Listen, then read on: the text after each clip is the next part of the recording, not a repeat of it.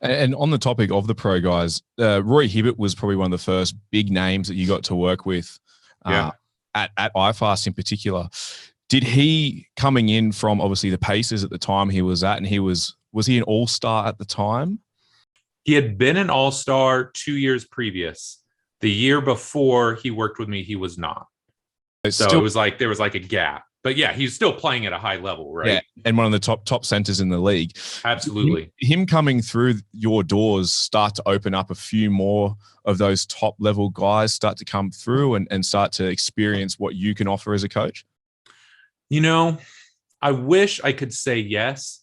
And part of that is on me. So let me explain that situation, because Roy had an amazing year. Like if you look at the numbers he put up to start the year, he had a great start. The Pacers had a great start. He was an all-star that year. And he's just a big presence, right? I mean, the guy was 7'2", 290. So, I mean, just a massive human being. But in my mind, I still had this mental block. And I think we might talk about this a little bit more later of like, oh, well, you know, I had success with him, but maybe I couldn't translate that to other people. Maybe I was lucky.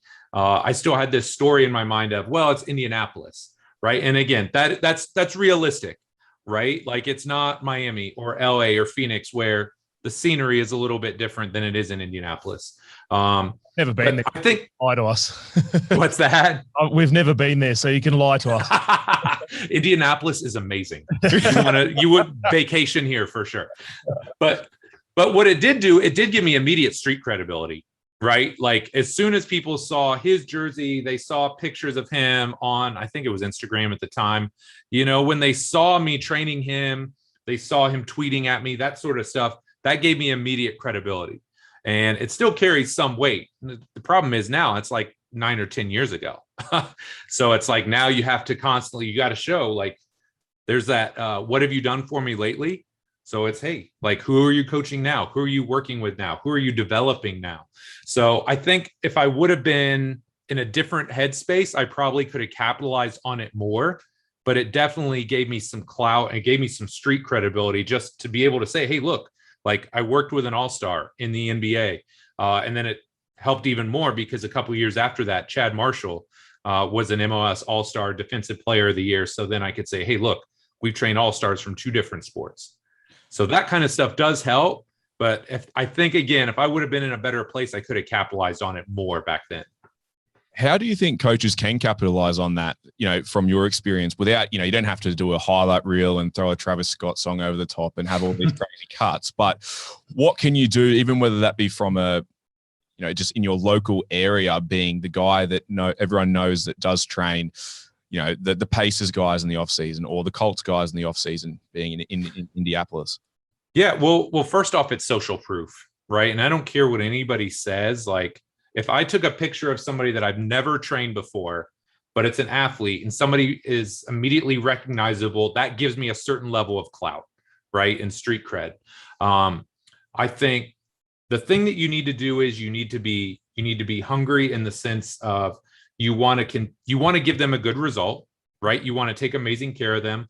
And then if you want that to pay off, you need to find ways to leverage it. And you either leverage that relationship or, you know, like, hey, if I'm in the basketball space, I'm going to every basketball club within 30 miles of here. And I'm going to let them know, hey, look, you know, I just worked with Roy Hibbert. These are the other basketball players I've worked with over my career. Like, if you want high level basketball performance training, here's what I can do for you. And I don't think enough people do that. And sometimes it's not even going and saying, hey, just give me your business. It's like, hey, look, you know, I worked with Roy. We had a really good offseason. I feel like we made some really positive changes. Maybe your parents don't know why this is important. Could I come and just do like a quick 1 hour seminar for your parents and explain to them like how to get your kids faster, how to improve their power, whatever the case may be. But you can leverage some of those relationships and leverage the social clout that you have and use that to turn it into other avenues of your business. Because look, let's be real here. Like, very few people make a 100% living off training professional athletes. It's a piece of the puzzle, but a lot of times it's like the pros for 3, 4, 5 months. And then you got to go train collegiate, high school, middle school kids the rest of the year to keep the doors open.